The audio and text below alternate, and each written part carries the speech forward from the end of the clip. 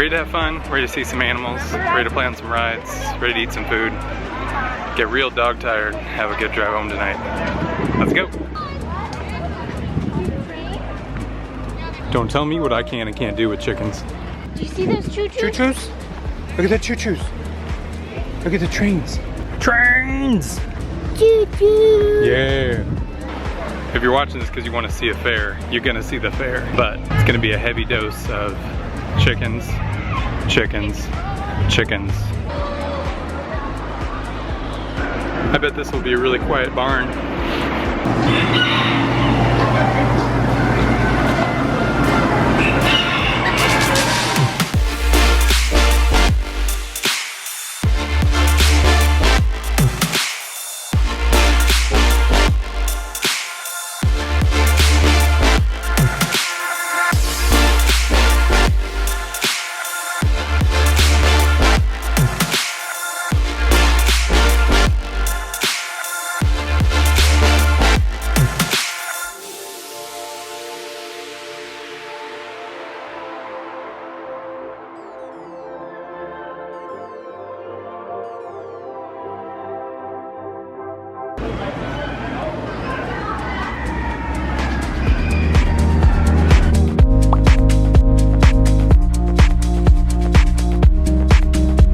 Obsessed with chickens. And last year I saw a movie called Chicken People, and when I'm walking through here I look over and it catches my eye and I see none other than a star of the movie, Brian Caraker. How was that experience for you being in a movie like that? It was a really neat experience. When I first got contacted to do it, I was pretty apprehensive because when you do something like show chickens, you always think that in a situation like a film or something like that, they're going to make fun, that they're going to satirize it.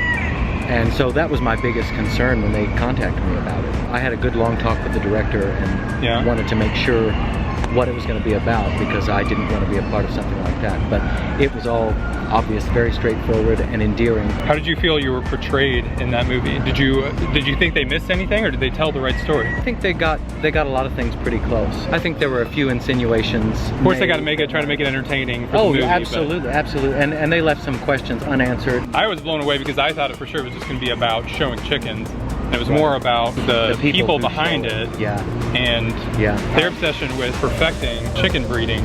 And I thought that just blew my mind, because I know nothing about showing chickens. I'm obsessed with having chickens and having different breeds, and so it's a totally different type of obsession. But it was really fascinating to hear the stories behind you guys. Absolutely. You know, it's my favorite thing about the film is that it allowed people that aren't around animals to have insight in what animals do for people and in people's lives. You know, myself, you know, it was a big oasis for me, being able to go and work with the chickens, and Sherry McCullough, who was also in the film. You know, I saw you all come together at the Ohio? It was the Ohio and Knoxville, both. Okay, I saw you come together there. Now, have you guys known each other for a long time prior to that movie? I've known Sherry for years. Ever since Sherry started showing, I've known her. I started showing in 2000. She was a little after me. Brian I've known of, but since he lives in New Hampshire, and I was in Illinois, don't run in the same circuits, right? Run the same, but obviously knew his birds and appreciated his program and his knowledge and all that. His might have been the most obsessive compulsive with it. Oh, absolutely. He gets very scientific. Oh man, it was crazy. And for me,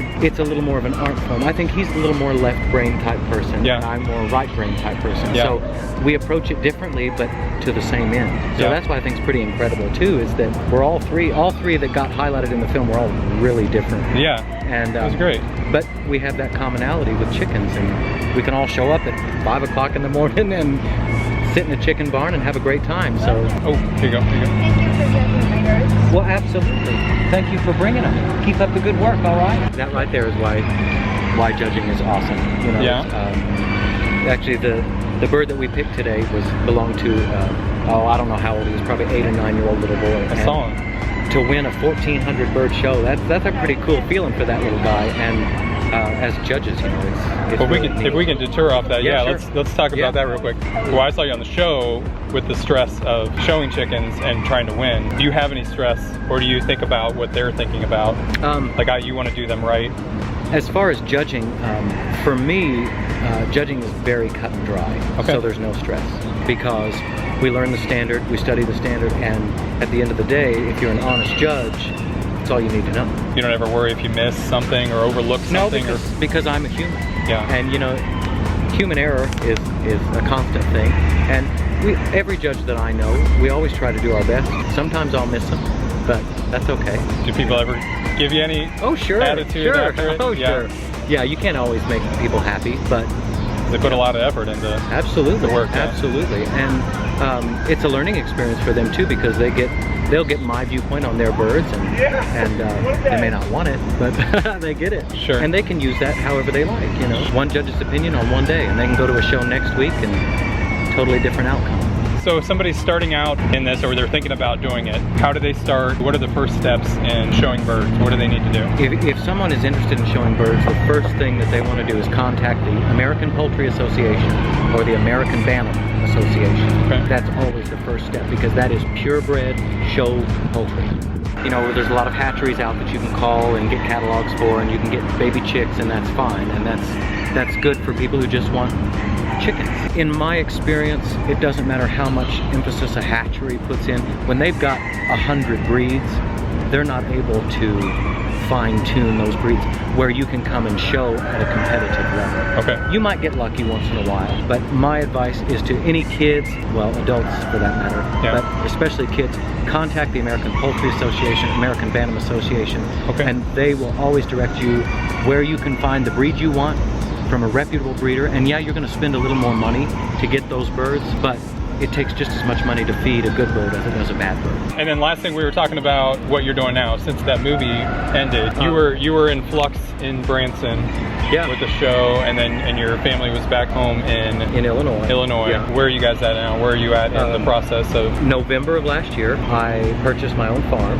in Omaha, Arkansas, 30 minutes south of Branson, 20-acre farm. It's kind of a dream come true, you know. I have a couple of Jersey cows, and I also have about a 20-animal herd of registered Nubian goats that I do milk, and sell my goat milk to several different customers around my area. And again, that's another fulfilling thing for me too, because I sell farm fresh eggs, organically raised eggs, and fresh goat milk. To feed people good quality food is another just great feeling. So sure is. Yeah, I'm living the dream. I am performing in Branson again with #1 hits of the 60s at the Clay Cooper Theater. I'm also performing in 2 other shows in Branson at Jerry Presley's God and Country Theater, doing a show called Crooners and Divas, which is Frank Sinatra, Tony Bennett style, which is kind of my wheelhouse, my forte. I love the jazz standards. But I'm doing that, and then September 14th, I open a Neil Sedaka tribute show at Jerry Presley's God and Country Theater. Definitely staying busy. But I'll do my best to link those shows down in the description of my show. Are you still showing chickens anywhere? It's really hard for me to show right now because of the heavy schedule in Branson. That's true. I'm going to go to a few shows in the fall, down in Fayetteville, Arkansas, and a couple of shows in Oklahoma maybe. So. Okay. Where can people find you, or where do you want to be found? Well, I'm on Facebook. I get a lot of messages from people, and it's really kind of an incredible thing, because when we did the film, we knew that it would be popular with chicken people, obviously. Yeah. I don't think that any of us realized the broad appeal that it would have. Really? I've gotten messages from Sweden, Australia, Iran. Wow. I mean, just all over the place. People just messaging me and saying that, you know, they appreciate my story and that things about my story touched them, or they were able to relate to. And really, that's just like the most incredible feeling in the world. You know? When you touch people's lives, that's awesome. The thing that I think that is most important to me is that people understand and realize what animals mean to those of us that work with them. Yeah. You know, and how animals affect us in a positive way. Because most people think, oh, chicken's just a nasty bird that runs around and we kill it and eat it. You know, there's so much more than that. Well, that's so awesome. You guys will go watch Chicken People. Thank you, Brian, for taking the time with me. I really appreciate it. Yeah, great to meet you.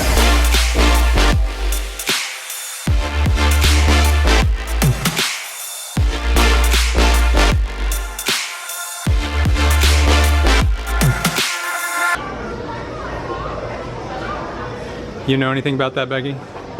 I did that when I was in 4-H back in the old days. You couldn't have been any good. Oh, I went to state. I won at state. What? We got a state champion here? I'll have to prove it to you, huh? State champion bug collector, look out.